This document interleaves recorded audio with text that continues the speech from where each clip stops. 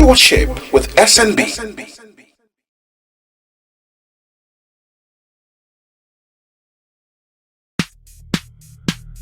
Stewardship with SNB.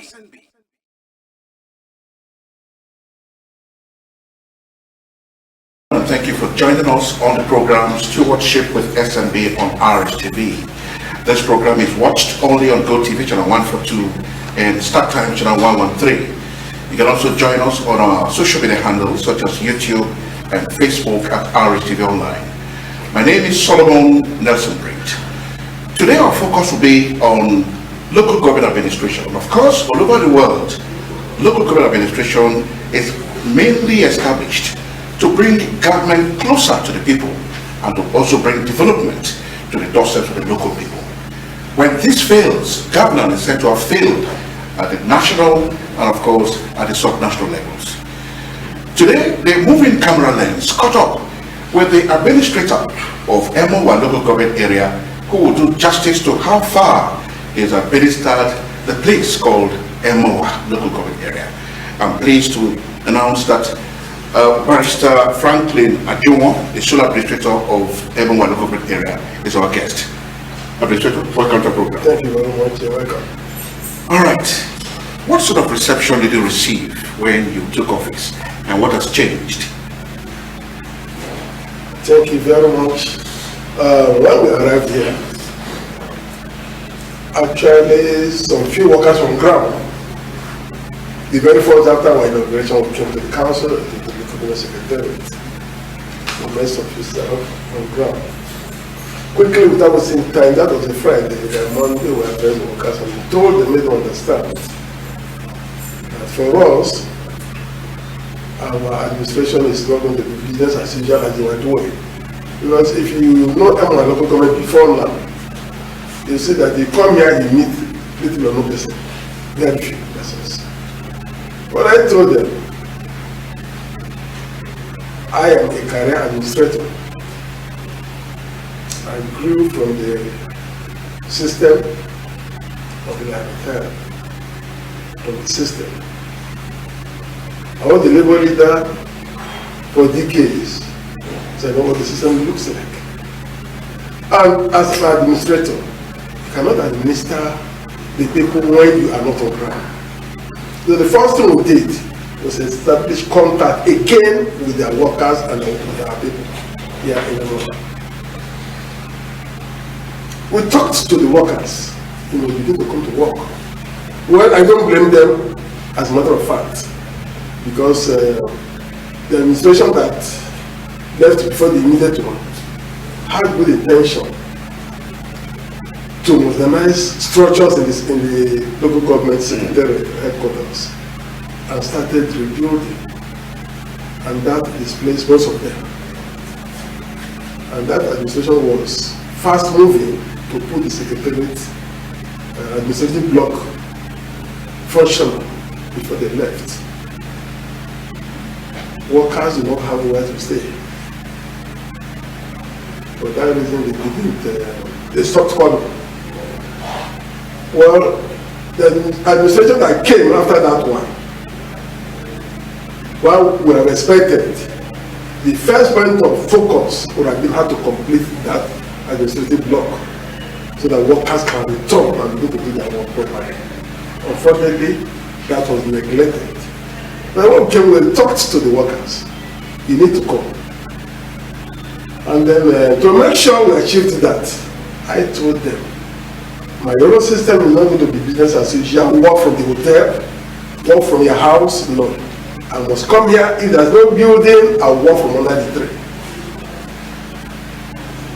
tree. You know, local government, the intention of local government is to bring government very close to the people. And the government they see is the head of the system. If they come and they meet you, their problems they will feel is half solved because you talk to them. They'll come with their problems. You talk to them. But if they come, you are not there. You are working from the hotel. They are working from somewhere else. The aim of local government will be defeated. They are not seeing government. Because one, if you are the chief administrator, the chief executive, is not at work, you don't need them to tell you. Your principal officer certainly will be off. And when they are not there, sure, the workers will all take leave. But since I came, where I stay is not actually the office for the chairman. That is still under construction. We have to borrow a space where I sit. And I come here every day, except to have a meeting at Port Harcourt. And the scenario has changed. You see that the workers have the zeal to come to work. Since because they come here, they see me at all of them come. No matter how it is, some sit on that tree, some sit by the pavement and all that.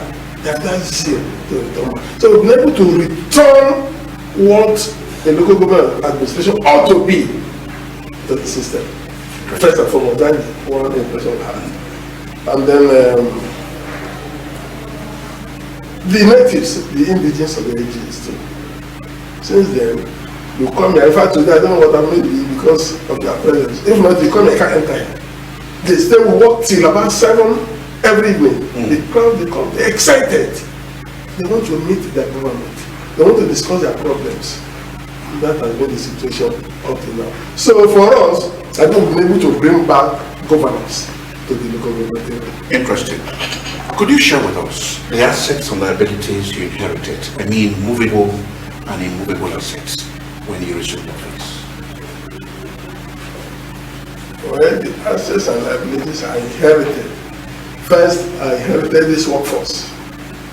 First and foremost, the workers. You have talked about it. The workers, I met them, I inherited them. Basically, maybe the tables I meet in the doctor's office. I don't think there's any other asset I can say we inherited here. I can't. In monetary terms, what was left in the coffers of EMOHUA area? To put it differently. Basically, little or nothing. Little or nothing. In fact, the local government was put into debt. I met instrument of standing payment order. ISPO. Instrument of standing payment order. It is a kind of mandate for the immediate past administration that at the end of every month, the sum of 250 million should be removed from the local government account. And this thing started from February 2025.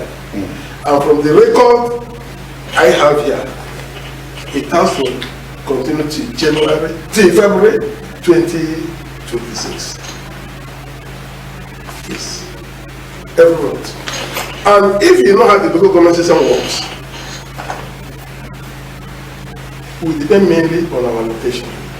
Only few AJs can have revenues. Basically, those ones are the urban areas. We have some companies and all that. EMOHUA is not one of those AJs that is fortunate to have companies around them. So most of the time is our location we depend on. And we have been mortgaged by this instrument. Soon as our location, the check hits the bank, 250 million euros. The reason they say there are contractors. It goes to where? They say there are contractors who are doing road and electrification projects for them. But my question is, those contracts were signed in September 2024. If you know how contract administration works, at the point of awards, you give the terms of contract, you give the conditions of the contract. This is a contract to commence from this time and it will end by this time. And this is how we're going to pay you. Whether it is by interim certificate, the director of works will do his or her inspections and confirm. You know, that is what we call milestone. And then they write the certificate and you are paid. It is either that Or if there's another way or means you want to pay, at the point you are awarding that contract, you will tell your contractor, look, this is the value of the contract, this is how we're going to pay that money, and this is when it's going to terminate. This contract we are talking about now, we are awarded in September 2024. You did not talk of how you are going to pay a contractor. You waited until when you have left office in February 2025. That is when you come down and you write papers and then submit to the bank and say every month remove 250 million. How much is the local government allocation? So can your administration stop it? We did. After a proper investigation into... In fact, when I came, I called these contractors in the last discussions. I told them, well, if you are doing any job, because the job is for our people, I'm not going to cancel your contracts, but we're going to discuss. We cannot pay 250 million monthly. If our allocation drops, it means there are some months we can't even pay salaries. Allocation goes up and down. It's never static. It can go up, it can come down. There could be some months we will run into this problem of paying salaries. I met with the contractors the first time on the 1st of May. I had a meeting with them. After that day, we had another meeting. My discussion with them was, out of this 250 million, quite understandable, you say you're doing our job. We can give you some money. In fact, we offered 100 million every month. We can't give you 100 million. Let's manage with what we have. They appeared to have agreed and understood. They left. We did this for about 3 times. The last meeting we had with them, they said if the amount you are collecting is reduced, it means the thing will spread longer. We say, we don't mind. It means the implication is the interest will increase. We say, we don't mind. We can afford to pay smaller interest than moving that chop sum every month. They said, okay, we are going to restructure whatever be the plan. In the bank officials? With bank officials, yes. And the contractors there. You can't believe it. In fact, at that time, we had also written to the bank. So for now, don't deduct. Keep the money on your account. So that when we agree finally on how much to give them, we agree with contractors, they say, okay, keep it there. So that we can be sure there's money to us. If at the end of the day, whatever amount we agree, we give to you, and then they return the other one to the local government for their work. While that discussion was going on, I didn't know that was a total deceit. Total deceit. We were discussing with them, we didn't know they were in the bank. And they were going to court. To obtain an order, forcing the bank to release that money that was on the account back to them. 250 million went back to them. In fact, they started the deduction from February, March, April. So for these 3 months, they are taking 750 million from the local government account. So the 4th month, it will go to 1 billion.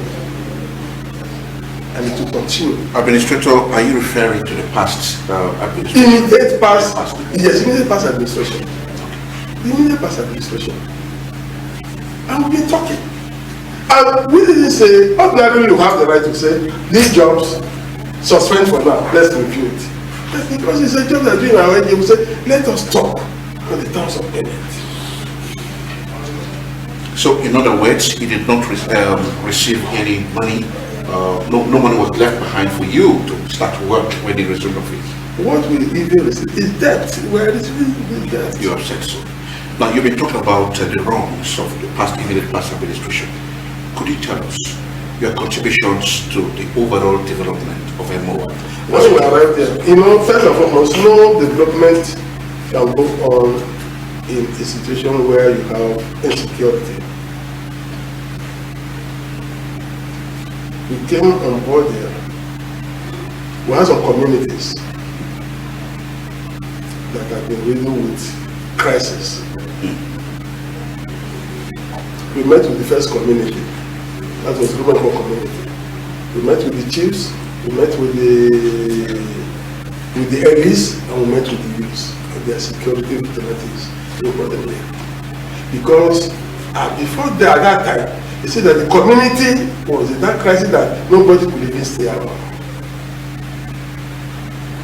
We talked there and we've been able to handle that situation there. The people are at peace now. And they thank and appreciate us. Just as we are finishing with Rumego, Rumego came on. We met with Rumego. In Adopted today, they are still coming to appreciate what we have done. There is this total peace there. I would be able to call the entire AGM, the chiefs, elders, and ladies of the AGM, and their citizens. We have talked to them. We've been able to tell them the need for us to have peace in the AGM. Because without having peace in the AGM, certainly no development can come. Because one thing is, as you go to establish anything, tomorrow it is vandalized. So the best thing, first and foremost, is to sensitize them. Make sure they have that need to maintain peace. They see the need to maintain peace. So whatever project you establish in their areas can be sustained. Administrator, can you tell us offhand the number of workforce you have in EMOHUA? And this should be tied to the average allocation you receive monthly. Well, the total workforce we have here is about 1,320 total workforce. For now, 320, excluding political appointees. Yes. The workforce. All right. Plus or minus, just say an average of 1,500. So how much do you receive on the average monthly? We've got only 1 month allocation since we came, so we cannot make an average for now. So what was it, that 1 month allocation received? What was it like? Is it local government allocation when it comes? They have their gross. It's not all that most, you out of that allocation. You pay out money to the traditional rulers. 5% of it, is it? You pay money to the Corona Healthcare Board.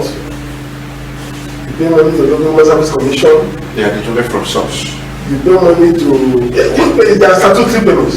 Those are statutory. You should check. You must pay for them. You pay for pension board.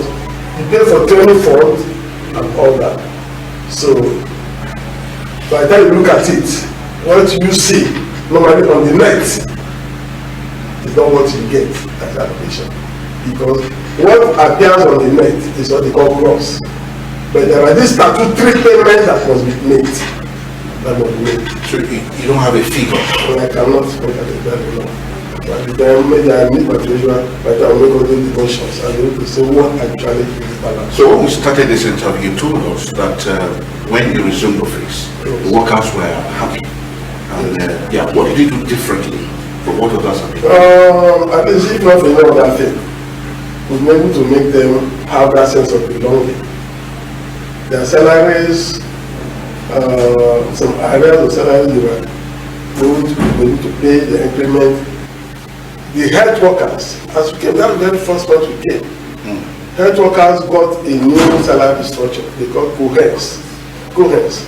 I will make sure that was implemented that same month. All right, Mr. Jomo, because of insecurity in EMOHUA local area, some schools were shut down. What efforts have you made to reopen the schools? All schools are opened. I've told you the level of insecurity in EMOHUA is almost at 0 point. The security chiefs here are working marvelously well. What about the liberal access of East-West Road, where there are pockets of kidnappings and of course insecurity? No, since we came, I don't think any incident of kidnapping has occurred since we came on board. So but naturally you will expect some criminals here and there, pockets of criminals, and the security chiefs are equal to the task. Because they are really... As the last we heard about the daily access to office. Since I came, that has never happened. Mr. Jomo, you are a direct beneficiary of the emergency rule. The Minister of the FCT, has told Nigerians that if he had known that Mr. President was going to announce state of emergency, he wouldn't have advised so. Are you one of the apologists of the state of emergency in River State? Maybe because you're a direct beneficiary. I know that the suspended governor, I've heard him praising and appreciating Mr. President for the state of emergency in Rivers State. He said the president has helped to stop something that would have been very, very colossal in Rivers State. By a state of emergency, that he saved a lot of crises in Rivers State. But assuming that did not come up, from the way, the level of insecurity, the way people were preparing and warming up for crisis, I don't think you would have been here to be conducting this interview by now. What's your relationship with OSPAC? Or is it a thing of the past? OSPAC in EMOHUA? Well, we have local vigilantes, whatever name you call them. We cannot have security without local vigilantes. So they're working very well. All right, we've been talking with Franklin AJINWOR, is the administrator of EMOHUA local government area. We'll now take a short break.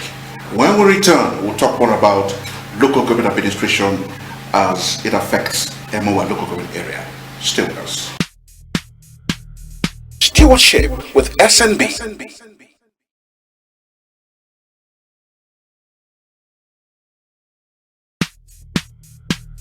Stewardship with SNB.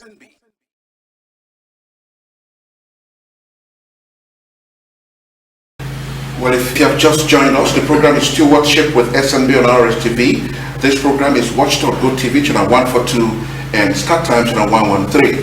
You can join us on this conversation via our social media handles such as YouTube and Facebook at RSTV Online.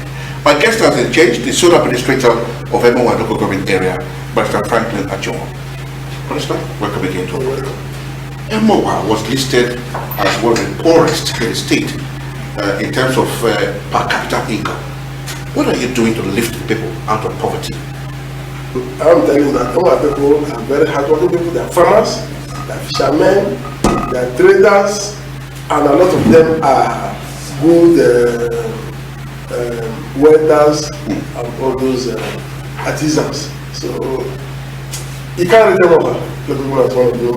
That's a very wrong assessment. I don't know your source. Exactly. So have you rolled out an empowerment program for the people? Of course, it's part of the business we are.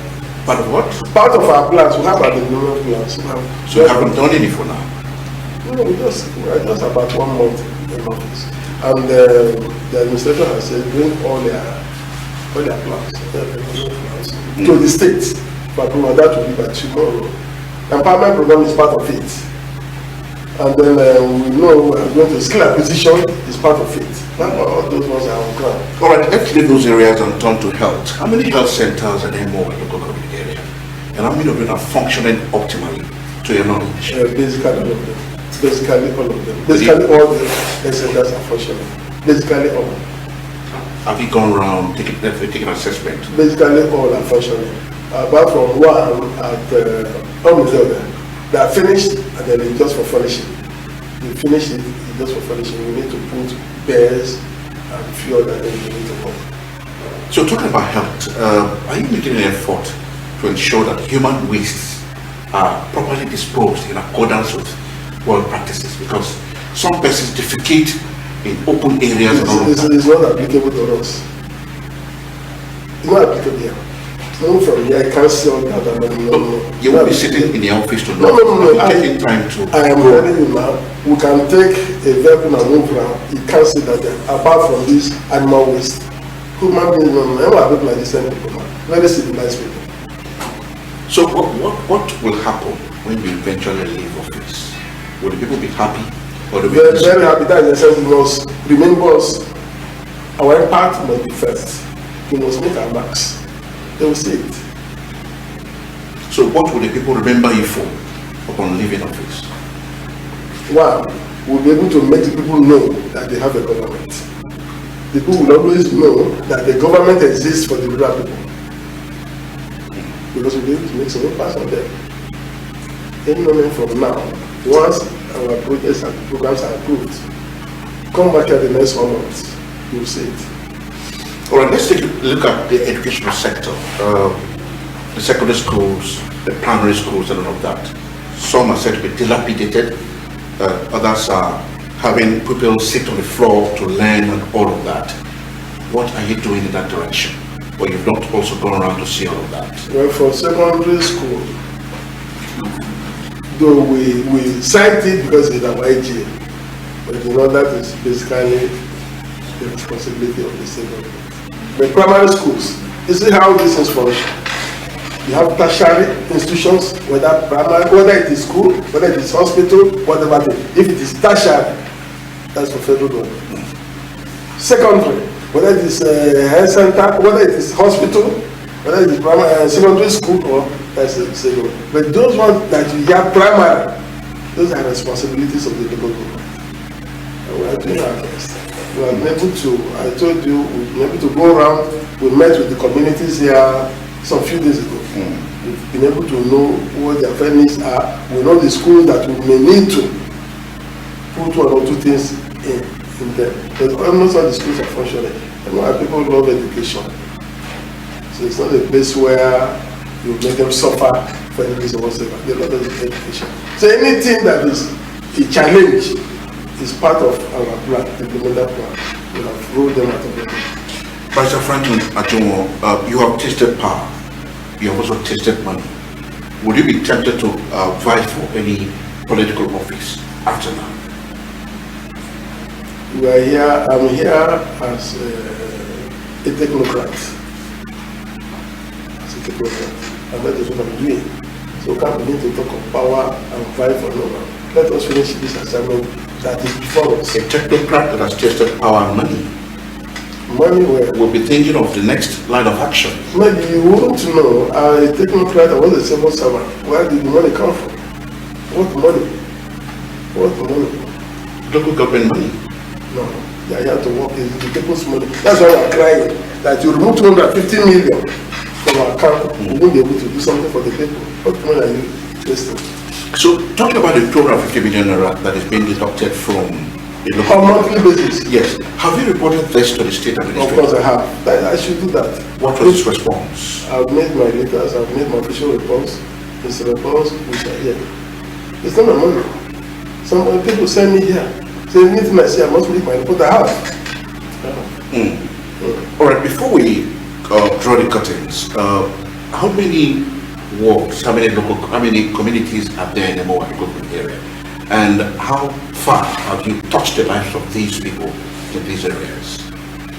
Within a short period of health? We have 14 wards. We have 14 wards. I will be able to make them feel our impact across. By the time we brought them together, people are excited. We receive messages every day. You have never seen me like this before. People don't come here. But now if you are passing, at least you see vehicles. I don't know what happened today. That if not, you won't be able to enter. People are happy. They can now feel the impact of it. That is the essence of the government. Government at the grassroots. They come around and they see their government. They discuss with their government. They share their problems with their government, and it is solved. And that is what we are doing. It's not just going to be the no. Let them feel the impact. Let them come and discuss their problems. And that's what we do every day. They need government. They discuss issues with government. And they go back home happy. And they tell their people what the government has said. That is what we do. Is there anything you want to add to this conversation? What I have to say is that I call my people of EMOHUA to still give their good cooperation, remain peaceful, because no development can thrive in an atmosphere of insecurity.